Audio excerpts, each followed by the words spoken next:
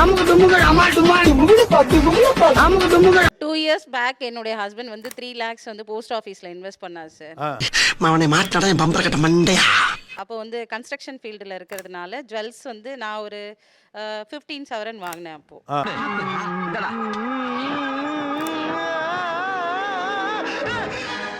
So 3 lakhஸையும் கொடுங்க என்கிட்ட, நான் இன்வெஸ்ட் பண்ணி நான் வாங்குறேன் அப்படின்னு. உங்ககிட்ட இருக்க காசு பணத்தை மொத்தமா அள்ளி கொடுத்தீங்கன்னா எடுத்துக்கிட்டு ஓடுறதுக்கு பெர்ஃபார்மன்ஸ் பண்ண வர்றா. பல்லு இல்ல கோல்டுல மட்டும் நான் இன்வெஸ்ட் பண்ண மாட்டேன், இதுல கொஞ்சம் அதுல கொஞ்சம் அப்படின்னாரு. டேய் மாப்ள, குட்ட லெவலுக்கு இறங்கி குழப்பனாவே குமுற அடிப்பானுங்க. இப்ப கடல் லெவல்ல காலப்பட்டிருக்க கதற அடிப்பானுங்க. இன்னைக்கு நான் அந்த 3 lakhs இதுல போட்டிருந்தேன் அப்படின்னா இன்னும் ஒரு 15 சவரன் எக்ஸ்ட்ராவே வாங்கியிருப்பேன் அப்படின்றது என்னோட. என்ன அது அருமையான தொழிலா இருக்கியா? இது தெரிஞ்சிருந்தா வந்த அன்னைக்கே இந்த வேலையில சேர்ந்து காசு பணத்தை சம்பாரிச்சு ஊர்ல வீட கட்டியிருப்பலையா, தெரியாம போச்சு. பணம் சம்பாரிச்சா தங்கம் வாங்கலாம், தங்கம் வாங்கினதுனால பணக்காரனான யாரோ ஒருத்தர் காட்ட சொல்லுங்க. என்னடா கேட்ட? நிறைய பேர் இருக்காங்க சார். இப்ப நீ என்ன பண்ண போற? இப்ப பங்கு சந்தையில இன்வெஸ்ட் பண்ணதுனால பணக்காரன் ஆவாங்க, ரியல் எஸ்டேட் பண்ணதுனால பணக்காரன் ஆவாங்க. ஆளை பார்த்தா டம்மி பீஸா இருக்க, பயங்கரமான ஆளா இருக்கேடா. அப்படிலாம் நீங்க பேசினா நான் டேட்டா எடுப்பேன்.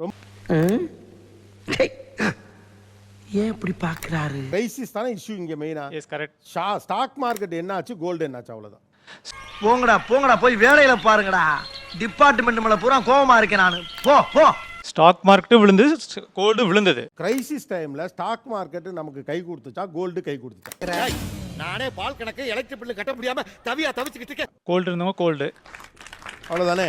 அது 3 monthsக்கு அப்படின்னு சொன்னீங்களே சாரு குல வச்சத கேக்குதோ. 1 லட்சம் ரூபாய்க்கு ஒர்த்து கோல்டு உங்களுக்கு வந்துருதா? கிட்டத்தட்ட 10% 12% மேக்கிங் சார்ஜ் போயிருது, 3% ஜிஎஸ்டி போயிருது. இவனுங்க குடுக்கிற பிரஷர்ல நல்லவனே கெட்டவன் ஆயிடுவான். நீங்க லட்ச ரூபாய்க்கு நகை வாங்கினீங்கன்னா உங்களுடைய நகை கோல்டு ஒர்த்து வந்து 87,000 88,000 மட்டும்தான். அவனை சொல்லி நிறுத்துங்களேன்டா. அவன் நிறுத்துற அந்த லூசுக்கு மட்டும் வந்துட்டே இருக்கான் போடுறா. வர நிறுத்துற அவனை. பைத்தியக்காரப்ப எதுக்குடா வரீங்க எங்கெல்லாம்? ஒரு வருஷத்துக்குள்ள அது 1,10,000 கண்டிப்பா ஆகும். இது நம்பலாம், 100% நம்பலாம். இல்ல நான் சொல்றத கேட்காம ஏதோ சிலுவெட்டு பேச்ச கேட்டுக்கிட்டு புருஷன் அசிங்க பத்திரேடி. போய் வேலை வண்டிய பாருங்க போங்க.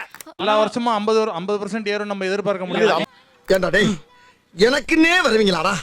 ஏன்ட்ட சரசம் பண்றக்கே வாட்டாப்பே உங்களை பெற்றுறாங்களா? வாங்கும் போதும் நட்டத்துல வாங்குறீங்க, விற்கும் போது நட்டத்துல விக்கிறீங்க. அப்புறம் எப்படி தங்கம் லாபம்? அவ்வளவுதான். ஒருத்தனை ஏமாத்தணும்னா அவன் கிட்ட கருணை எதிர்பார்க்க கூடாது, அவன் ஆசையை தூண்டணும். அதான் பேசிக்.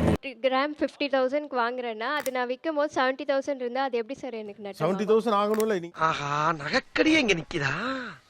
இவனை பசக்குன்னு அமுக்கணும்னா பல வருஷத்துக்கு வண்டி ஓட்டலாமடா பாண்டி. மத்த வேற இன்வெஸ்ட்மெண்ட் பண்ணோம்னா இந்த அளவுக்கு வரன்னு சொல்ல முடியாது. பிச்சைக்காரன் பிச்சை கேட்டா கூட மோதிரத்தை வாட்சி கட்டு கொடுக்குற வள்ளல் பரம்பரை நாங்க. பெரிய அம்பானி தம்பி கரெக்டா பேசுறாரு. இதுல வந்து நம்ம வந்து தலைக்கு வந்து தலப்பாக்கையோட போச்சு நினைச்சு விட்டுலாம்.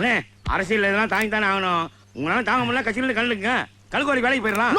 இப்போ கிராம் வந்து 1000 ரூபாய் வந்துச்சு, அப்போ நிறைய பேர் சொன்னாங்க அதுக்கு மேல ஏறாதுன்னு. இதெல்லாம் யாரா உன்ட்ட கேட்டா? யாரா நீ? அதுக்கப்புறம் 3000 போயிடுச்சு, அதுக்கப்புறம் 5000 போயிட்டு இப்போ 11,000 நினைக்கிறேன். என்னடா இது மதுரைக்காரனுக்கு வந்த சோதனை? இனிமே கத்தி காட்டா காரிக்கு போவாங்களே. இது ஸ்டாக்லயும் இதெல்லாம் நடந்துட்டு தான் இருக்கு. ஸ்டாக்லயும் அப்படியே தான் போயிட்டு இருக்கு. 50,000 வரும்னு யாருமே எதிர்பார்க்கல, அதெல்லாம் தாண்டி போயிடுச்சு பாயிண்ட்ஸ். ஒரு மனுஷனுக்கு எவ்வளவு இதுகளும் சரி பண்ணுதே. இப்ப கவர்மெண்டே நிறைய தங்கம் வாங்குதே, ஏன்? Correct sir. இப்போ ஏன் வந்து கவர்மெண்ட் தங்கம் வாங்குதுன்னா அங்க என்ன கிணறு வெட்டிட்டு இருக்காங்க பேசியா? டாலரின் மேல் இருக்கும் மதிப்பு வந்து கம்மியாயிட்டே வருது. யாருமே இப்போ US டாலர் நம்ப ரெடியா இல்ல சார். அந்த மாதிரி எல்லாம் இருக்கிற சான்ஸ் இல்லையே. அப்ப ரொம்ப சிம்பிள். எதை நம்புறாங்க கவர்மெண்ட்? நீ ரொம்ப ஓவரா போயிட்டு இருக்க, ரொம்ப ஓவரா போயிட்டு இருக்க. என் பொறுமைக்கு ஒரு அளவு இருக்கு. உன்னையெல்லாம் இறக்கப்பட்டு விட்டுக்கிட்டு இருக்கடா. அப்ப டாலர் மேல நம்பிக்கை போயிருச்சு, தங்கம் தான் நமக்கு பாதுகாப்புன்னு சைனா, அமெரிக்கா, இந்தியா நம்புறப்ப காலங்காத்தால உனக்கு குறவழி வரைக்கும் சோத்த போட்டு வண்டியில ஏத்திட்டு வந்ததுக்கு உன்னால என்ன பண்ண முடியுமா அதை பண்ணிட்டேன். சோனியாவும் விஷ்ணுபிரியாவும் நம்ப கூடாதா? சார், உங்க ஜட்ஜ்மெண்ட் ரொம்ப தப்பு சார். என்